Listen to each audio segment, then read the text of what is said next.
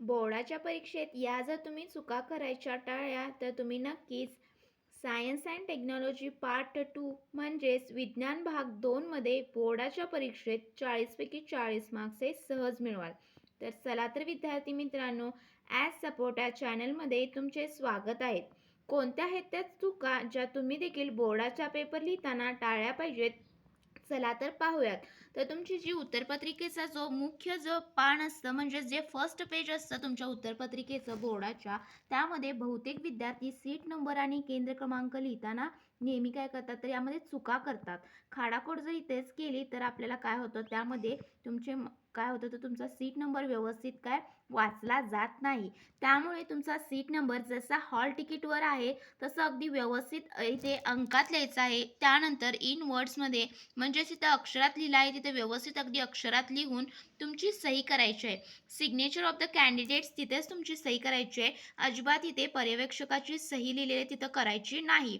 त्यानंतर केंद्र क्रमांक असा व्यवस्थित लिहून कोणत्या विषयाचा पेपर आहे तर त्या विषयाचं नाव सायन्स अँड टेक्नॉलॉजी. जर मराठी माध्यमांचा तुमचा पेपर असेल तर तिथं विज्ञान आणि तंत्रज्ञान आणि पेपर भाग 2 मध्ये येणार आहे म्हणजेच पार्ट सेकंड.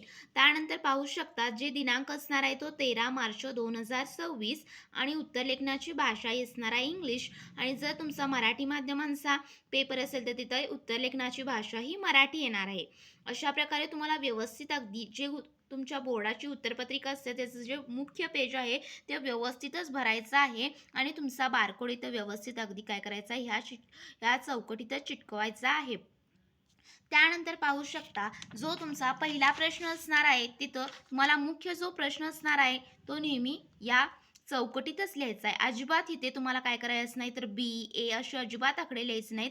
जो तुमचा मेन प्रश्न असणार आहे पहा तोच या चौकटीत तुम्हाला लिहायचा आहे. इथून अजिबात लिहायला सुरुवात करायची नाही. इथे वर काहीही करायचं नाही. हे काय असतं तर तुमचं जे पेपर चेक करणार असतात त्यांच्यासाठी हे स्क्वेअर्स असतात. त्यामुळे तुम्हाला इथूनच पेपर लिहायला सुरुवात करायची आहे. आणि तुमच्या पेपरचा जो डाव्या साईडचं इकडच्या साईडला समास आखायचा आहे. अजिबात उजव्या साईडला म्हणजेच तुमच्या उत्तरपत्रिकेच्या उजव्या साईडला समास आखत बसायचे नाही. ते बोर्डाच्या पेपर प्रेझेंटेशनच्या रूल्सच्या अगेन्स्ट आहे. त्यामुळे नेहमी तुम्ही काय करायचं आहे तर डाव्या साईडला समास आखायचा आहे. एक तुम्ही पेन्सिलने जस्ट पेन्सिल आणि पट्टीचा वापर करून एक किंवा दोन लाईन ऐकली तरी चालेल. अगदी व्यवस्थित आपल्याला प्रश्न क्रमांक पहिला इथं चौकटीत लिहिल्यानंतर इथं एक किंवा इथं बी जो काही प्रश्न असेल तो तुम्हाला व्यवस्थित उपप्रश्न लिहायचा आहे आणि त्यातील तुम्हाला जे प्रश्न सोडवायचे आहेत त्यांचा प्रश्न क्रमांक अजिबात इथं चुकीचा लिहायचा नाही. प्रश्न क्रमांक जर तुम्ही इथं दुसरा सोडवलात आणि तुम्ही इथं पहिला लिहिला तर तुम्हाला तिथे मार्क्स मिळणार नाहीत कारण तुम्ही चुकीची प्रश्नांची लेबलिंग केली आहे. त्यामुळे प्रश्नांची लेबलिंग करताना योग्यच अशी करायची आहे. त्यानंतर पाहू शकता जो तुमचा पहिला प्रश्न 5 मार्क्सचा होता तो MCQ बेस्ड असणार आहे ज्यामध्ये तुम्हाला फक्त त्याचं ऑप्शन विथ त्याचा आन्सर लिहायचं आहे. त्यामुळे तुम्हाला काय करायचं आहे तर प्रश्न रिपीट करत बसू नका. इथं पाहू शकता 5 मार्क्सचे MCQ बेस्ड क्वेश्चन्स कसे एकाखाली एक व्यवस्थित अगदी सोडवलेले आहेत आणि त्यामुळे तुम्हाला यामध्ये पैकीच्या पैकी मार्क्स हे मिळणार आहेत. त्यानंतर जो बी प्रश्न असणार आहे तो देखील तुम्हाला माहीत आहे 5 मार्क्ससाठीच असणार आहे आणि त्यामध्ये देखील तुम्हाला व्यवस्थित अगदी जे लॉंग फॉर्म लिहायचा आहे ज्या दिलेल्या ह्याचा वर्ड्सचा तर इथं पाहू शकता तर त्याला अंडरलाईन पेन्सिलने जस्ट केलं तरी चालेल किंवा ट्रू ऑर फॉल्सचे स्टेटमेंट ट्रू आहेत हे किंवा इथं कोरिलेशनमध्ये जे मेन आन्सर आहे त्याला अंडरलाईन केलं तर तुमचे मार्क्स देखील यामध्ये व्यवस्थित पेपर प्रेझेंटेशन दिसतं आणि मार्क्स देखील वाढवू शकतात. त्यानंतर पहा जो तुमचा मेन प्रश्न असणार आहे तो नेहमी उत्तरपत्रिकेच्या काय करायचं आहे तर उजव्या साईडलाच म्हणजेच उत्तरपत्रिकेच्या या साईडलाच नेहमी मुख्य प्रश्न स्टार्ट करायचा आहे. अजिबात तुम्हाला डाव्या साईडला नवीन प्रश्न स्टार्ट करत बसायचं नाही. त्यानंतर जो तुम्ही प्रश्न सोडवणार आहात त्यामध्ये जर तुम्ही असे पॉईंट वाईज उत्तर लिहिला तर तुम्ही नक्कीच यामध्ये स्कोर हा पैकीच्या पैकी कराल. आणि जो तुमचा सायन्स पार्ट 2 चा पेपर असणार आहे त्यामध्ये मोस्टली थेअरी असते आणि यामध्ये तुमचे प्रॉब्लेम्स थोडे न्यूमरिकल बेस्ड काय असतात क्वेश्चन्स कमी असल्यामुळे इथे थेअरी तुम्हाला लिहावी लागते. त्यामुळे काय करायचं आहे तुम्ही या रोमन अंकांचा किंवा 1-2 असे बुलेट्स पॉईंट्स जरी तुम्ही टाकून व्यवस्थित अगदी लिहिला तर तुमचे मार्क्समध्ये वाढ ही होणारच आहे. त्यामुळे विद्यार्थ्यांनी अजिबात पॅरेग्राफ्समध्ये उत्तर लिहिण्याचा प्रयत्न करू नका. मी सांगितल्याप्रमाणे पॉईंट वाईज जर तुम्ही उत्तर लिहिलं तर नक्कीच यामध्ये तुम्ही पैकीच्या पैकी मार्क्स मार्क्स हे नक्कीच मिळवाल.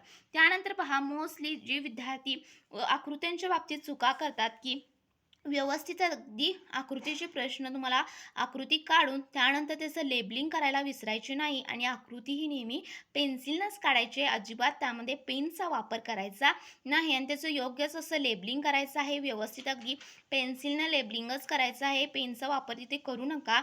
ही जी आहे तो चार्ट दिलेला आहे विथ त्याच्यामध्ये तुम्हाला काय करायचं आहे, क्लासिफिकेशन दिलेलं आहे आणि त्याचं लिहायचं आहे.